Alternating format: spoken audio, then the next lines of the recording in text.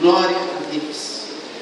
E diz assim: não por obras de justiça praticadas por nós, mas segundo sua misericórdia, Ele nos salvou mediante o lavar regenerador e renovador do Espírito Santo.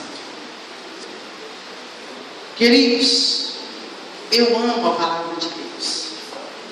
Amo de verdade.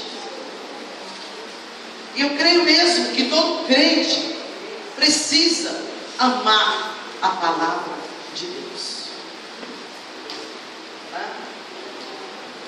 Tito 3:5, vou ler de novo. Não por obras de justiça praticadas por nós, mas segundo sua misericórdia, Ele nos salvou mediante o lavar regenerador e renovador do Espírito Santo. Amém? Especialmente nesse versículo